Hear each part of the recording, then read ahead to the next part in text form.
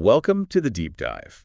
We're the place where we take basically a set of sources and really boil them down for you. Yep, getting straight to the essential insights you need, fast. Think of it like your express route, so you can be seriously well-informed, but without, getting totally bogged down. And today, well, we've got a really interesting mission lined up. We do. We're zeroing in on this document. It's called Focusing on the Central Research Issue.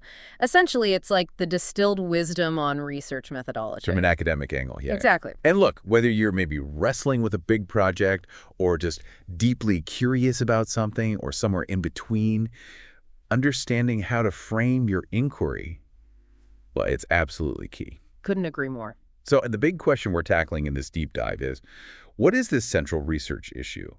And why is pinning it down so critical, like right from the get-go, in any kind of learning adventure? Okay, yeah, let's dig into that. Let's unpack it. So at its core, the central research issue is basically the main lens. It's how you'll view and conduct your entire study. Main lens. Okay. Yeah, it's the fundamental question you're trying to answer, or maybe the main argument, the thesis you're aiming to, well, explore or prove. So it guides you, but it also kind of limits you, puts up guardrails. Precisely. It acts as both your guide and your guardrails. It sounds like it's not just, the first step, but maybe the most pivotal one. Oh, absolutely. Once you have that central issue really clearly articulated, it becomes the touchstone for everything else. Everything. Pretty much. It dictates and shapes your research design, the path you take, how you interpret what you find, even the conclusions you reach and the potential impact of those conclusions. Wow. Think about trying to build a house without a blueprint.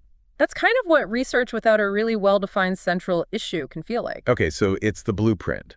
But the document we looked at, it hints that actually figuring out this blueprint is often the toughest part. That's a really, really important point. Bringing that central research issue into sharp focus, well, it rarely happens instantly. Right. It's usually a process, a refinement. Like panning for gold, maybe? You sift through a lot of material to find those valuable nuggets. Okay, panning for gold. I like that. Yeah.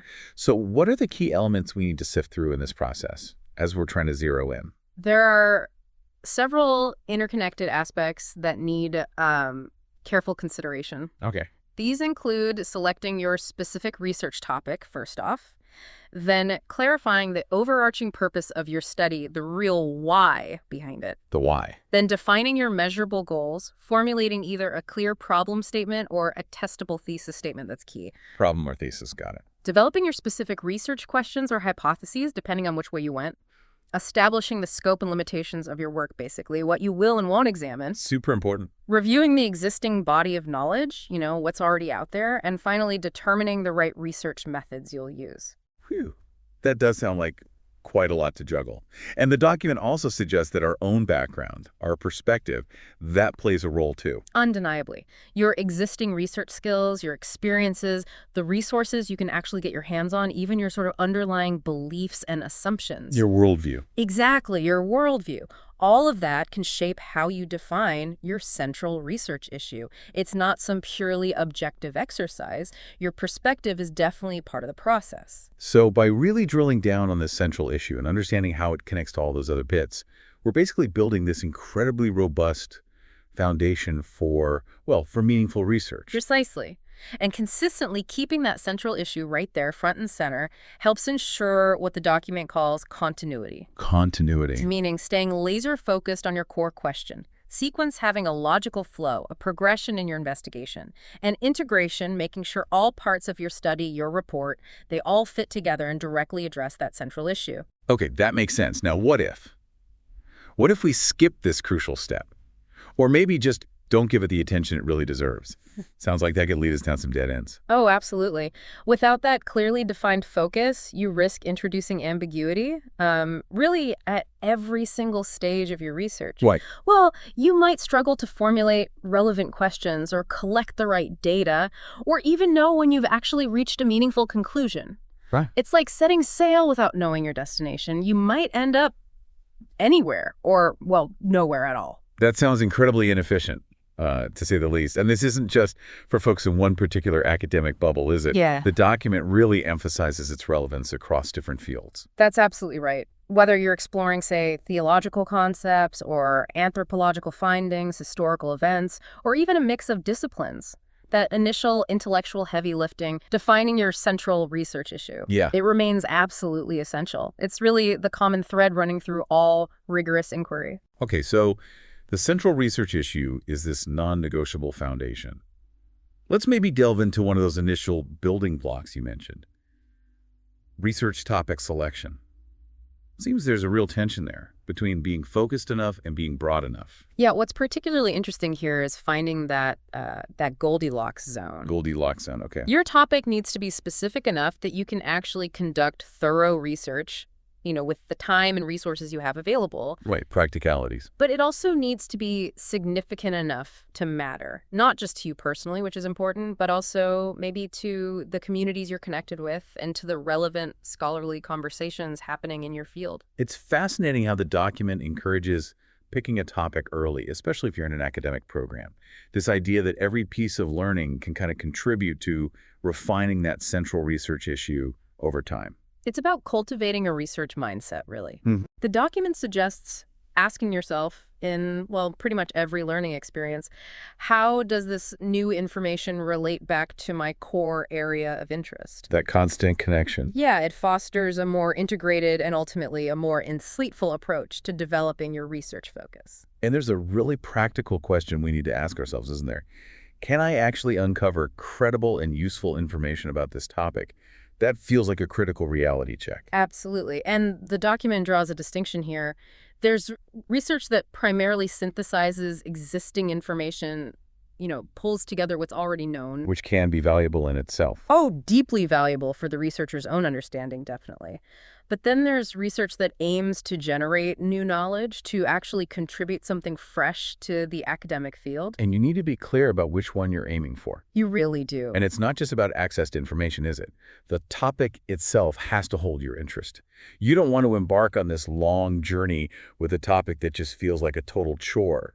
That intrinsic motivation is so key. As I think it was Bradley and Muller are quoted saying, your topic choice can have a really lasting impact on your intellectual life. It stays with you. It's a marathon, not a sprint, for sure. So, okay, we pick a topic, but that's not the final central research issue. It's more like, a starting point on a map? And it will likely involve several course corrections along the way. Exactly. 15 revisions for doctoral students. Wow, that really underscores that iterative process we talked about. It absolutely highlights the fact that refining your central research issue is a journey of discovery in itself. You start with a general area of interest, right? Yeah. And then through exploration, critical thinking, maybe talking to people, you gradually narrow and sharpen your focus. And there's a crucial question to keep asking yourself, it seems. Yes. Am I simply learning something that's new to me? Or am I genuinely contributing something new to the existing body of knowledge? That's a big distinction. It is, and that's where a really thorough review of prior research becomes, you just can't do without it. Right. And the document also lists a whole range of factors that might force you to narrow a topic down. Things like the specific subject matter, the geography, the time period, even the number of potential participants you could study. It's all about making the research feasible, manageable. Right. So instead of studying, say, the impact of technology on education, which is huge, Way too broad. you might narrow it way down to something like the use of interactive whiteboards in fifth-grade math classrooms in, urban school districts. Yeah, Much more specific. exactly. You have to realistically assess your available resources, money, equipment, whatever, your own research skills, what you're actually good at, any necessary background knowledge you might need. Prerequisite learning. Yeah. The time you can actually dedicate and your access to relevant sources, people, documents, data, all of these things will help you transform a potentially huge, sprawling topic into a well-defined, researchable central issue. Okay, so we've navigated topic selection. That seems like a big hurdle cleared. Right. What's the next step then in really honing that central research issue? The document talks about purpose, goals, and significance. Let's break those down. Okay.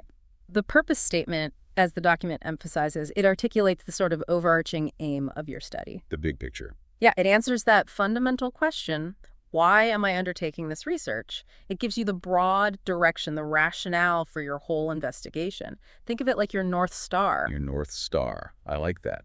And how does the purpose statement connect with the problem statement or the thesis statement we discussed earlier? Are they the same thing? Good question. No, they're different but related. The problem statement or thesis statement that pinpoints the specific variables and relationships you're going to examine, that's the what of your study. The what? The purpose statement provides the wider context and explains your intention and retention. Okay, what versus why? Can you give an example?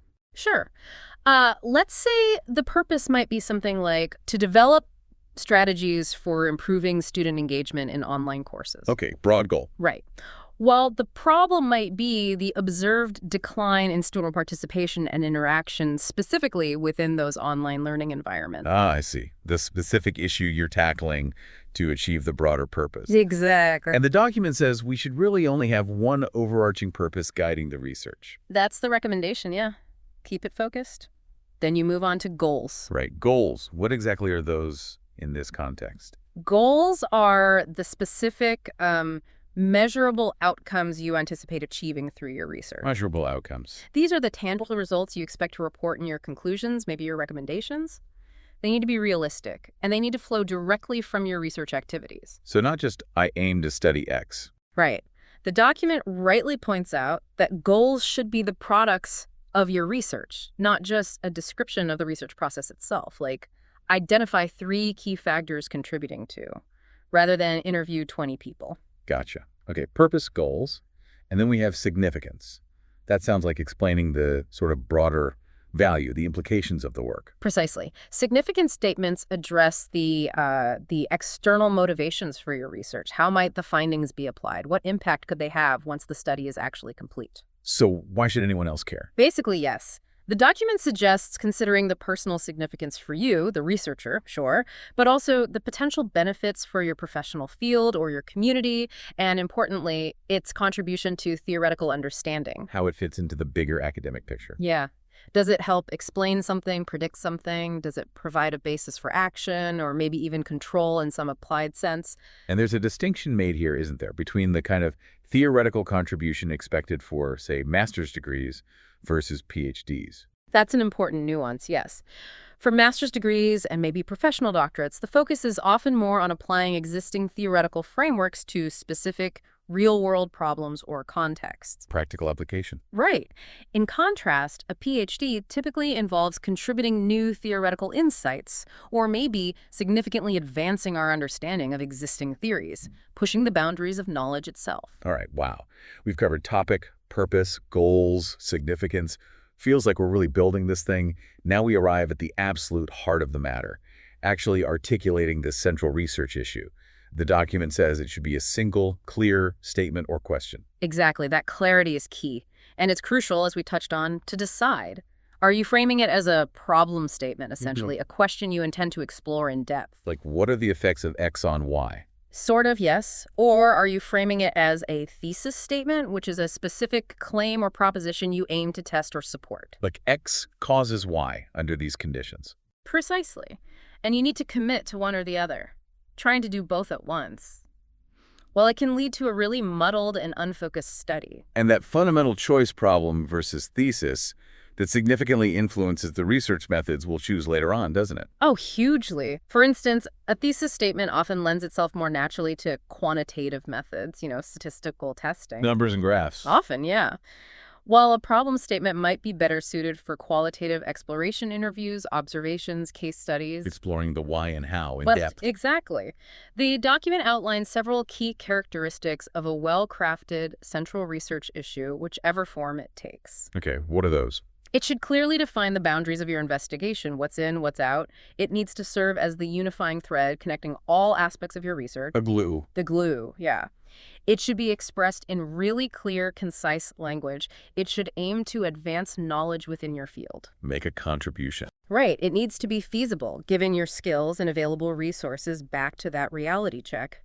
And ideally, it should have potential real-world relevance or significance. And it also mentions that it should ideally suggest the relationship between key variables, dependent and independent variables. Yes, that's often crucial for understanding the core of what you're actually investigating. What influences what? And you can certainly see why formulating this seemingly simple statement or question can be so challenging. It needs to be so focused, yet also encompass the essence of your entire study. It truly is a pivotal moment in the research process. As the document points out, that single sentence or question, It might just be the most intellectually demanding part of your entire research endeavor. Wow. And just to nail it down again, purpose is why. Problem or thesis is what. You got it. Purpose explains why you're doing the research, while your problem statement or thesis statement specifies what you're actually investigating. Okay, crystal clear. So once we have that central research issue clearly stated, whether it's a problem or a thesis, what follows then? The document then talks about research questions and hypotheses. Right. So if you've articulated your central research issue as a problem, The exploratory route. yes, then you'll develop specific research questions that delve deeper into that problem. Okay.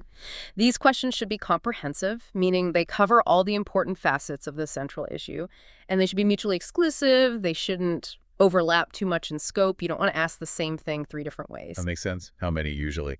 The document suggests aiming for maybe around 3 to 5 well-focused questions to guide your inquiry.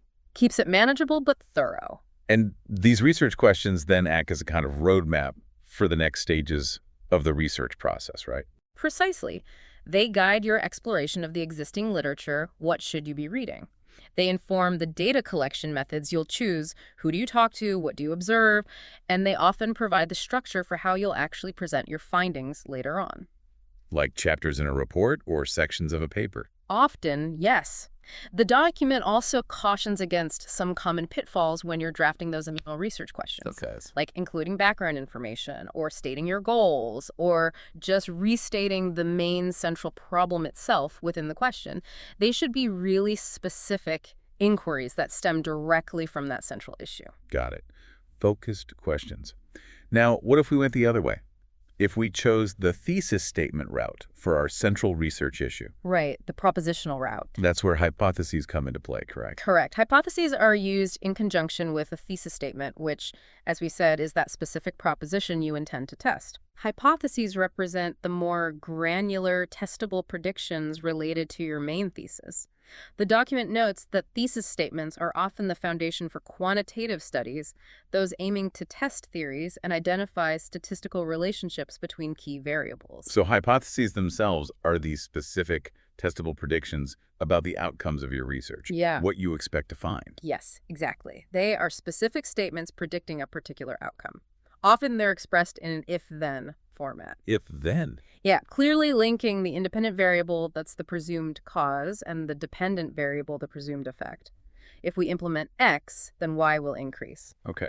The document also touches briefly on the concept of the null hypothesis. The null. Yeah, it's basically the idea that there is no relationship or no effect between your variables. It's often what statistical tests are actually trying to disprove to find evidence against the null. Interesting. Kind of a reverse logic. A little bit, yeah. And it introduces the distinction between one-tailed hypotheses, which predict the direction of the effect, like X will increase Y, and two-tailed hypotheses, which simply predict an effect, but without specifying the direction. Just X will affect Y. So more open-ended. A bit, yes. Depends on how much existing theory or evidence you have to base your prediction on. And just like with good research questions, these hypotheses need to be really carefully constructed, I imagine. Absolutely. They should also be mutually exclusive, distinct predictions. And ideally, collectively exhaustive, meaning they cover all the plausible outcomes related to your thesis. Covering all the bases. Right. And the document warns against having an excessive number of hypotheses. That might suggest that your underlying thesis itself is maybe too broad or unfocused. Needs more refining back at the thesis stage. Could be. And just as research questions guide the process for problem-based studies, hypotheses provide that crucial direction for your literature review, your methodology, your data analysis, your findings, and your conclusions in thesis-driven research.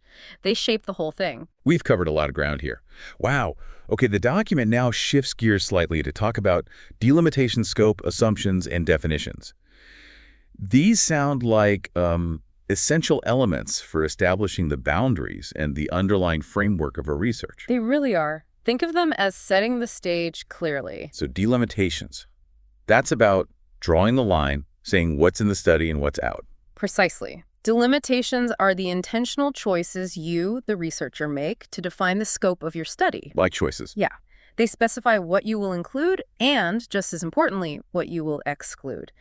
These decisions are often based on practical things, time, resources, access, but also on the specific focus of your research question or a thesis. So, for example, if our central research issue was about, say, the effectiveness of a new teaching method, Okay. our delimitations might specify maybe the grade level we're looking at, the subject area, perhaps the geographical location of the schools involved. Exactly, you're drawing the boundaries, and it's vital to distinguish these delimitations, which are your active choices, from limitations. Ah, okay, what's the difference? Limitations are more like inherent weaknesses or constraints in your research design that you can't necessarily overcome. Maybe your sample size was smaller than ideal, or you couldn't access a certain group. Delimitations are choices. Limitations are constraints. Got it. Delimitations are the fence you build. Limitations are maybe holes in the fence you couldn't fix. That's a decent analogy, yeah. Okay. And then we have assumptions. These are the sort of foundational beliefs that underpin our research. Things we take as true for the purpose of the study. That's right. They're the things you're taking for granted so you can proceed with the research. Like, maybe we assume participants will answer survey questions honestly. That could be one, yeah. Or maybe you assume a certain theoretical model is basically correct as a starting point. The document emphasizes the importance of being explicit about these underlying assumptions. Laying your cards on the table. Exactly, including your own cultural background and worldview, because these can definitely influence how you interpret your findings. Transparency is key. And you need to apply these assumptions consistently. Throughout the research, yes. And if any of your assumptions are potentially contentious or debatable, you should really provide some justification or support for them, maybe from existing literature. Back up your assumptions if needed. Okay. And definitions. That seems pretty straightforward, Yeah. clearly defining any key terms, especially if they might be interpreted in different ways or if you're using them in a very specific way for your study. While it might seem basic, clear definitions are absolutely crucial for avoiding ambiguity. Misunderstandings can derail the whole thing. Right. The document advises defining your key terms early on in your research document, typically right after you've stated your central research issue and any related questions or hypotheses. Put them up front. Yeah. And it's also really important to use those terms consistently throughout your study. Don't define a term one way and then use it differently later. And definitely avoid creating new jargon without clearly defining it. That just confuses your audience. Good advice. Okay, finally, the document just briefly touches on the overview section and the importance of identifying your target audience. These seem like framing elements, helping position your research for the people who will actually read it. Absolutely. The overview section serves as a kind of concise summary of your entire research project right at the beginning. Like an executive summary. A bit like that, yeah. It lays out your purpose, your central issue, maybe a very brief mention of relevant prior research, your chosen methodology, and perhaps your anticipated findings or structure. It acts as a roadmap, giving the reader a clear sense of what to expect from the rest of the document. Sets expectations. Exactly. And identifying your target audience early on is also essential. Why? Because it dictates your writing style, the level of technical detail you need to include, and the overall emphasis or focus of your research communication. So writing for fellow academics would be very different from writing for, say, policymakers or the general public. Hugely different. You tailor the language, the examples, the depth of explanation to who you're trying to reach. Makes perfect sense.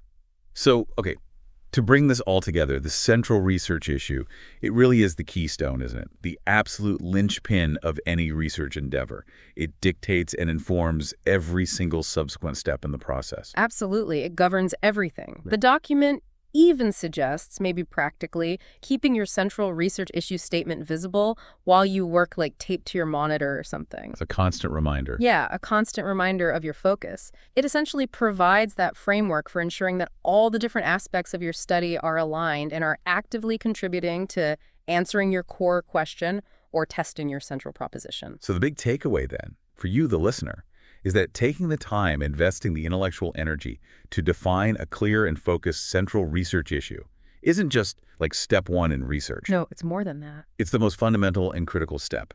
It provides that essential direction and ensures coherence, rigor, focus, right from that initial spark of curiosity all the way through to the final conclusions. Couldn't have said it better myself. And this principle, it really extends far beyond just formal academic research, you know? How so? Well, even in your everyday pursuit of knowledge, just learning something new Actively identifying a central question you want to answer can bring remarkable clarity and efficiency to your learning. So even just reading an article or watching a documentary. Yeah. Ask yourself, what's the main thing I want to get out of this? What's my central question here?